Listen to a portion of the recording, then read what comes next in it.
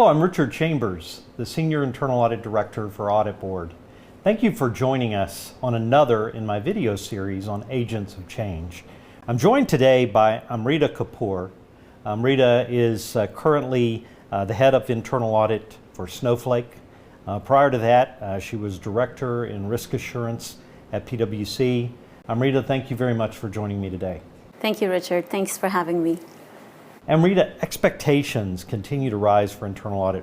Risk velocity and risk volatility are creating a seemingly endless string of surprises for the companies we serve.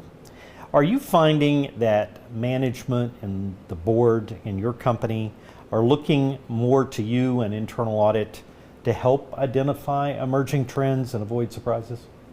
Yes, absolutely. I would say that now so more than ever, especially with the explosion of data volumes, the variation in data sets and the velocity of data, and also, in fact, the changing business environments. I feel like it's almost more relevant, if not critical, for internal audit functions to now proactively identify risks and then help stakeholders manage them real time. I think that's true, and your company is one that really is a leader in this field of analytics. Yes. Snowflake is a cost-effective, scalable solution that allows you to ingest data from multiple data sources and then allow you to monitor for exceptions or insights. So we've definitely been leveraging Snowflake in monitoring controls in our internal audit function as well. And it's gone really well. We've automated a couple of use cases with respect to journal entries, segregation of duties, and access management, very relevant to a lot of organizations. And the plan is to continue to expand that and leverage it more. So it's an exciting business to work in with internal audit at a time when internal audit's relying more on analytics, huh? Absolutely. And in fact, as I said, I think in today's day and age, it's almost a required, not a nice to have, but a must have in my view, where you need to leverage data and technology to allow it to tell the real story and make it more actionable for management. Amrita, two words that have been used a lot in the last 2 years to describe the environment we've lived through during the COVID era have been disruption and innovation. Those that have navigated the disruptive environment and leveraged innovative solutions are the ones who seem to have emerged stronger. One of the things that I think we've come to appreciate is those who are not intimidated by change but embrace it are successful. So it sort of leads me to this question about being an agent of change. In the book I wrote last year, I defined agents of change in internal audit as those who are catalysts for transformational ideas that help their organizations succeed and to create value. Is being an agent of change in internal audit something that you can identify with? Absolutely. I would say now it's a required skill. Change, how I see it is, change is we are always involved in advising management on changing processes, how to make it more efficient, how to better identify risks. So I almost feel like it's inherent in the profession, but now more so than ever, I feel like it's a required skill. It's almost like something that I want to see in an auditor before I hire them in my team. Yeah. And how can you go and tell management what to change if you yourself cannot be the change and try to see that within your own function? From your experience, though, so if we go at our mission with that zeal and enthusiasm for change, and the role that we can play, from your experience, how have management and the board of your company embraced that idea? Is it something they're comfortable with? No one likes change in the sense that people are, it's human instincts to be naturally afraid of change.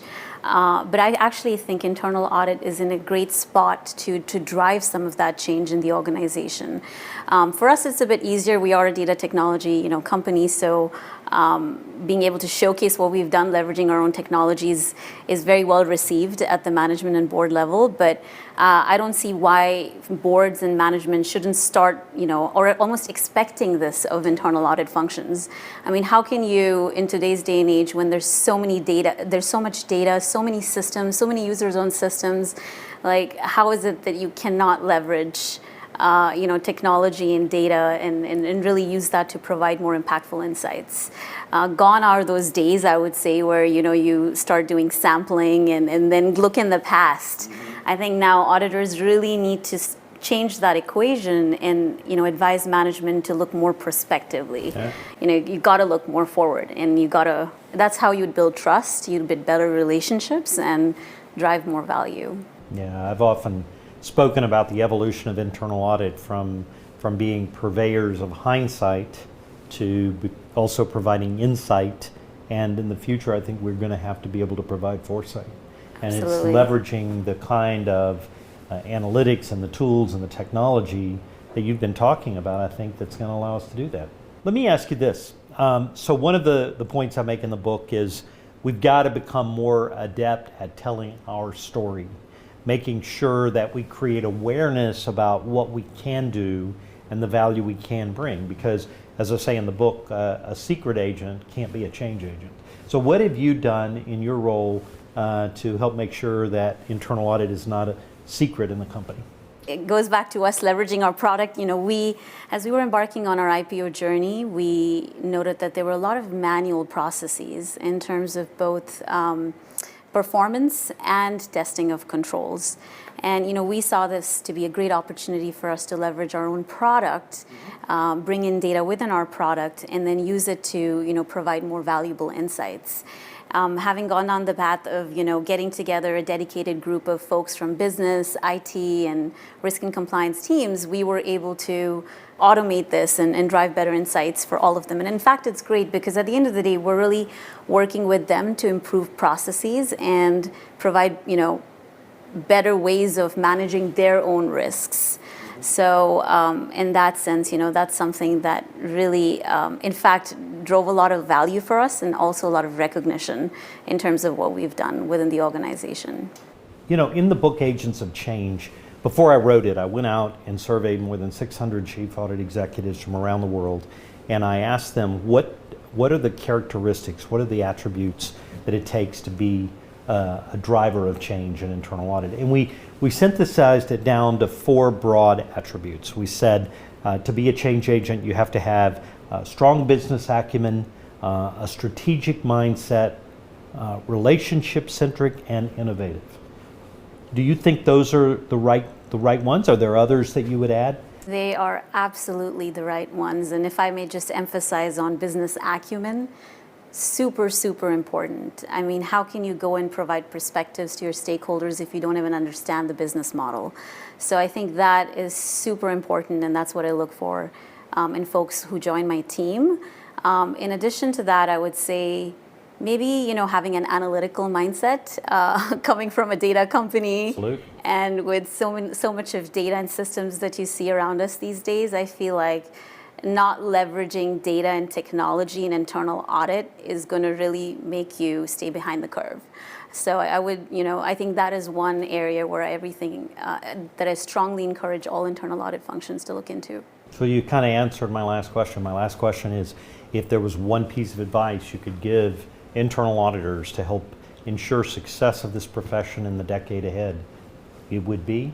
It would be data analytics. Become more proficient at using and analyzing data. Right, more proactive insights versus being reactive. Yep. Amrita, thank you so much for joining me today and for your great insights. I think it's a powerful message when someone who is in internal audit for a data analytics company can come to the table and talk about some of these things. It's with a much higher degree of credibility.